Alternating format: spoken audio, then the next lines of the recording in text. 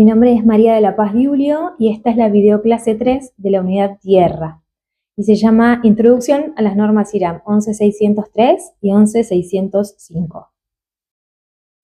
Bueno, los contenidos de la clase son justamente ver los datos que nos aportan estas dos normas, cómo nos pueden contribuir para diseñar envolventes eficientes. Bueno, la norma 11603 se llama Acondicionamiento térmico de edificios, clasificación bioambiental de la República Argentina. Lo que hace es zonificar a la Argentina de acuerdo con un criterio bioambiental y brinda pautas generales de diseño y cuáles son las orientaciones favorables. Esta es una norma de 2012 y la versión anterior era de 1996. El principal aporte, o lo que vamos a tomar de esta norma para el trabajo práctico, es las temperaturas mínimas de diseño y las zonas bioclimáticas que nos van a decir cómo son los muros y los techos que necesitamos. La zona 1 es la zona muy cálida y va a recomendar colores cálidos, enfatiza en la protección al este y al oeste en cuanto a aislamiento y en no colocar ventanas que van a tener mucha ganancia. Que el eje mayor de la vivienda sea orientado al este y al oeste, es decir, que si tengo unas superficies más grandes estén al norte y al sur. Sombrear las superficies, como tengo mucha radiación solar, mucho sol, mejor si tengo una sombra, facilitar la ventilación cruzada en la vivienda. Y el invierno es de poca importancia, porque el invierno es más corto y porque no es tan frío como en otras zonas del país. Para la zona bioclimática 2, que es cálida, las recomendaciones son exactamente las mismas. Protegernos del este y el oeste, poniendo menos aberturas, que si hay un eje principal de la vivienda sea este-oeste, para tener las caras más chicas a esos dos lados. Aislamiento, sombrear y sin preocupación por el frío en invierno, la mayor preocupación va a ser por la temporada cálida. Bueno, en la zona 3 comienzan las zonas templadas. Las zonas templadas son zonas donde voy a tener inviernos fríos y veranos cálidos. Las zonas templadas, a diferencia de lo que uno se podría imaginar como que es algo tibio o agradable, bueno, tiene las dos condiciones, de invierno y de verano. La zona 3 se divide en la zona A y la zona B. La zona A es la zona seca, es la que está pintada en verde, es la que está más alejada del río, por ejemplo. Y voy a tener amplitudes, como es más seco, amplitudes mayores, amplitudes térmicas más grandes. La zona B está pegada al Río de la Plata, voy a tener amplitudes térmicas pequeñas porque es mucho más húmedo. Recomienda, por ejemplo, en la zona A, inercia térmica, ya que voy a tener mucha amplitud, sombrear principalmente al oeste y colocar protección solar al menos en las aberturas. La zona bioclimática 4 es templada, también templada fría. Se subdivide en 4 subzonas. La zona andina es la que se clasifica con las subzonas A y B. Como es más seca, tiene grandes amplitudes térmicas. Hay una zona C, que es de transición, no tiene ni tanta amplitud térmica, ni tampoco como la D, que es la zona que es más atlántica, con mucho más húmeda y con amplitud térmica reducida. Recomienda inercia térmica para aprovechar estas amplitudes o este salto térmico y protección solar también en verano. Lo mismo, como son zonas templadas, por más que sea una zona templada fría, en verano también se siente. La zona bioclimática 5 es la zona fría, aislación térmica en paredes, pisos, techos es un factor primordial. Las ventanas, salvo la dirección norte, se recomienda que sean lo más reducidas posibles. En el norte puedo hacerlas un poco más grandes porque voy a tener mucha ganancia también solar. Se aconseja evaluar los riesgos de condensación superficial e intersticial y evitar los puentes térmicos, que son esos puntos de mucha conductividad que hay un encerramiento que va a hacer que pueda tener condensación en el interior. La zona bioclimática 6 es muy fría, va a pedir las mismas recomendaciones que para la zona 5, pero más acentuadas. Ahí ya no me preocupo ni en la 5 ni en la 6 por la situación de verano, solamente voy a intentar hacer una casa que sea calentita. Si continúo con la norma, voy a encontrar esta tabla A de datos climáticos para invierno. Decíamos al inicio que uno de los aportes de esta norma es un resumen de los datos de las estaciones meteorológicas que se utilizan para conocer el valor de la transmitancia térmica K admisible. Primero presenta los datos de invierno en una tabla como esta y después, más adelante, va a presentar los de verano. Estos valores son, primero la provincia, que la va a representar con 3 letras. La latitud, longitud y altura sobre el nivel del mar. Ahora nos salteamos unas columnas, ¿no?, de temperatura y las dejamos para el final. Pasamos a la precipitación. Precipitación media para los meses de invierno, que se va a medir en milímetros. Humedad relativa es la media mensual de los meses de invierno, y también es un porcentaje, ¿no?, como la humedad relativa. El R es la heliofanía relativa, que es la cantidad de horas de sol sin nubes dividido por la cantidad de horas del día que hay en ese sitio. Este valor es importante para dimensionar, por ejemplo, un sistema de colectores solares. Si yo sé que tengo una ciudad que está siempre nublado, por ahí no es lo mismo. No es la misma radiación que voy a obtener de Londres que en La Quiaca, ¿no? Vm es la velocidad media del viento en kilómetros por hora y los grados día de calefacción en función de diversas temperaturas de base de confort. Eso va a estar en Celsius. Los grados día de calefacción son los grados que le faltan a la temperatura media para alcanzar la temperatura de confort. Como la temperatura de confort vimos que varía según el estudio que yo haga, tenemos unos valores de grados días con base de 18 grados, o de 20 o de 22 si es más premium, ¿no? Ahora volvemos a las temperaturas. La temperatura media es el promedio de los registros de temperatura del mes más frío. La temperatura máxima y mínima son el promedio de las temperaturas máximas y mínimas del mes más frío, porque estoy en la planilla de invierno. La temperatura mínima absoluta, con las letras TMA, es el valor extremo más bajo ocurrido en este periodo frío. Y la temperatura de diseño mínima, que es el valor que nos interesa, el más importante, se calcula ordenando todos los registros de temperatura de ese periodo de mayor a menor y luego se clasifican en 100 grupos y son los percentiles. Y el valor de la temperatura de diseño es el valor correspondiente al percentil 1, que es un valor bastante aproximado a la temperatura mínima absoluta. Es el frío que más frío hizo en esa ciudad casi nunca. Bueno, eso trae una polémica que ahí la veremos.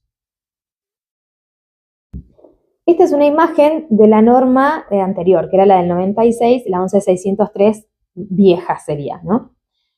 Y si se fijan, acá en esta, vemos que la temperatura mínima de diseño no es tan baja como en la norma que tenemos ahora. Esto es porque en lugar de usar el percentil 1, antes se calculaba restándole 4,5 grados a la temperatura media mínima. Usar el percentil 1 es como decíamos, es basar nuestro diseño de aislamiento térmico en un valor casi extremo, el que nunca ocurre o es muy esporádicamente. Esto va a encarecer la construcción, por eso hoy se discute si no es más convincente usar el percentil 5. Bueno, son temas que están en danza. ¿Se acuerdan cuando hablábamos del balance térmico? Voy a dimensionar todo el balance térmico, comprar la caldera, el aislante, el sistema, todo para el día más frío que capaz que no hace nunca este año. Bueno, dimensiono así para la situación más desfavorable. Estas normas se debaten en grupos representando a todas las áreas que le interesa esta norma y por ejemplo, en estas mesas está gente que vende telgopor y hay gente que vende ladrillos huecos. Los de telgopor van a querer vender más telgopor, por lo tanto van a decir que hay que dimensionar con más frío. Los de ladrillo hueco van a decir que no es para tanto, que para qué vamos a aislar tanto si con eso no pasa nunca, y entonces puedo vender mejor el ladrillo hueco porque les puedo decir a la gente que con este ladrillo cumple la norma. hay mucha, es como una arena también de intereses de todos los extremos. Después voy a tener las planillas de verano. Los primeros datos, bueno, latitud y longitud obviamente son los mismos. Las temperaturas media, máxima y mínima media son un promedio de los meses de verano, siempre en Celsius. La temperatura máxima absoluta en grados Celsius, la precipitación media para los meses de verano en milímetros, la humedad relativa de los media mensual de los meses de verano, la heliofanía relativa y la velocidad del viento también para los meses de verano. Esta es la norma 11605, es del 96 y todavía está vigente. Esta norma nos va a decir cuáles son los valores máximos de transmitancia térmica para muros y techos en vivienda. Recordamos que la transmitancia térmica es la cantidad de calor que atraviesa el muro o el techo. El calor va a ir siempre desde la parte más caliente a la parte más fría, esa es la ley cero, ¿no? La termodinámica. Así que en invierno el calor se escapa de la casa, ¿no? Y yo tengo que evitar que el calor se me escape, y en verano tengo que evitar que ingrese desde afuera. La norma también establece cuáles son los criterios de evaluación de los puentes térmicos, pero eso por ahora no lo vamos a tocar, por lo menos acá en Confort 2. Lo primero que hace la norma es establecer 3 niveles según el confort hidrotérmico al que se aspire, al que aspire nuestro cliente, por ejemplo. Una vivienda de categoría puede aspirar al nivel A, una vivienda estándar a un nivel B, y el nivel C se había creado originalmente para vivienda social, pero ya no lo permiten tampoco. Está estrechamente relacionado con el costo de la construcción y la operación del equipamiento de calefacción y refrigeración que vaya a tener luego la vivienda. Los 3 niveles que propone la norma, el A, el B y el C, están vinculados con la temperatura interior, a la que nuestra temperatura de diseño, nuestro objetivo térmico interior, que va a ser de 22, 20 y 18 grados, y a la vez con la diferencia de temperatura entre el centro de la habitación, entre el aire y las paredes. Para un nivel A, el de mayor categoría, no puede haber más de 1 grado de diferencia entre el centro de la habitación y la pared exterior. Mientras que para el nivel C, el que es el mínimo confort, no puede haber más de 4 grados de diferencia entre la temperatura del aire y la temperatura de las paredes. Esa diferencia, esa temperatura radiante de la envolvente influye mucho en el confort, en las percepciones de confort. Si yo estoy a 20 grados, pero la pared es una heladera o está hirviendo, también lo voy a percibir como disconfort. Por eso este criterio, además de la temperatura de diseño. La norma va a proponer los valores máximos de transmitancia térmica para invierno y verano, y tienen que verificar las 2 condiciones. Para verano, el valor límite de transmitancia está dado por la zona bioambiental en la que se encuentra el edificio, mientras que en invierno este límite está dado por la temperatura mínima de diseño. Ambos datos se obtienen de la norma que vimos antes, que es la 11603. Esta es la tablita que vamos a necesitar para verificar la condición de invierno. Taché con una cruz, ¿no? El nivel C no nos va a interesar porque no lo vamos a usar. Tenemos nivel A y nivel B. En la primera columna, la temperatura exterior de diseño. Según en donde esté, me fijo cuál es la temperatura de diseño y entro como por esa fila, la fila correspondiente, a buscar el nivel A para muros y techos y el nivel B para muros y techos. Por ejemplo, en Cipolletti, la temperatura exterior de diseño es de menos 6,6. Entonces entraré por la fila del menos 7 grados y voy a ver que si quiero tener una vivienda de categoría o nivel B, los muros van a tener una transmitancia térmica máxima de 0,77 y los techos una transmitancia térmica máxima de 0,65. Bueno, acá vemos el resumen. La primera columna lo saco de la 11603 y depende del sitio donde yo quiera hacer mi casa. Después, elegir nivel A o nivel B va a depender de la mayor exigencia o de la menor exigencia que yo me pueda permitir construir. Bueno, la verificación de verano. Si estoy en la zona 5 o 6, o sea, fría o muy fría, no voy a verificar el verano. Y viene dada por la zona bioambiental. Si estoy en la zona 1 o 2, voy a tener un criterio, y si estoy en la 3 o 4, otro criterio. Y tengo dos tablitas, una para muros y otra para techos. Para nivel C está de nuevo tachado porque no lo vamos a utilizar. Nos manejamos con el A o con el B. Los valores que me da la norma 11605 son para valores de absorción de la radiación solar entre 0,6 y 0,8, que es más o menos aproximadamente lo que está en el centro, que podría ser una fachada de ladrillo.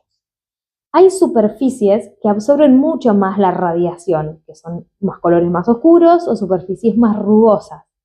Entonces, la absorción de la radiación solar va a ser mayor a 0,8 y voy a tener que reducir estos valores, o sea, convertirlos en más exigentes.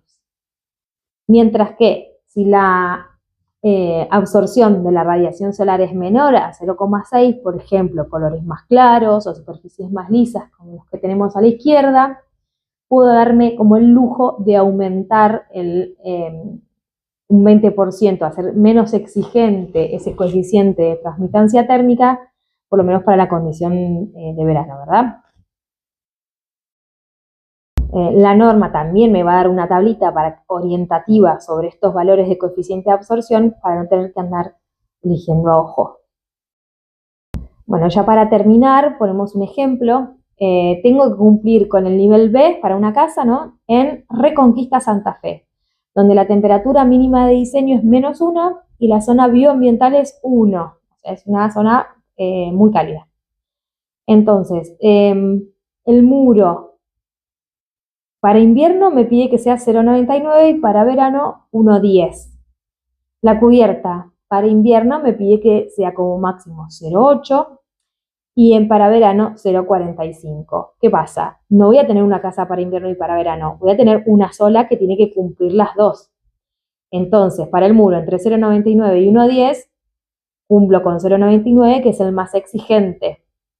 La cubierta entre 0,8 y 0,45, cumpliré con 0,45, que es la más exigente. Eso significa que si la cubierta verifica en verano, en invierno voy a estar sobrado, y si el muro verifica en verano voy a estar sobrado. Otro ejemplo, voy a tener que cumplir en Mendoza con el nivel A. Mendoza es una ciudad que tiene una temperatura mínima de diseño de -8 y la zona bioambiental es 4, es templada fría. Entonces el muro que me dice para invierno 0,32 y el muro para verano me da 0,5. Bueno, el más exigente es 0,32, o sea que todo el año voy a estar ok con el muro a 0,32. La cubierta 0,28 para invierno y 0,19 para verano. Por lo tanto, el de verano es más exigente, me quedo con ese valor y la casa me dura todo el año. Fíjense que como estamos en nivel A, los valores son mucho más chicos, más exigentes. Y el tercer ejemplo, tengo que cumplir con el nivel B para una casa en Pilar, donde la temperatura de diseño es 0 y la zona bioambiental es la 3. Entonces, el muro para invierno me verifica con 1 de transmitancia térmica máxima. Para verano, 1,10, me quedo con 1. Para la cubierta, 0,83 en invierno, 0,45 en verano. Bueno, hago con 0,45, así la casa me sirve todo el año. Bueno, como vimos en los tres ejemplos variados, se verifica que la condición más exigente para muros es siempre la de invierno y la condición más exigente para cubiertas es la de verano. Y eso va a ser casi siempre así. La cubierta va a estar más expuesta en verano, capta más radiación, es donde más tengo que aislar, y las paredes reciben menos radiación en verano y tengo más fugas o más pérdidas de calor en invierno, por eso siempre es la condición más exigente. Con estas nuevas incorporaciones vamos a seguir trabajando con con las soluciones constructivas que teníamos y vamos a determinar el valor de transmitancia térmica máximo para la ubicación elegida, tanto para muros como para cubiertas.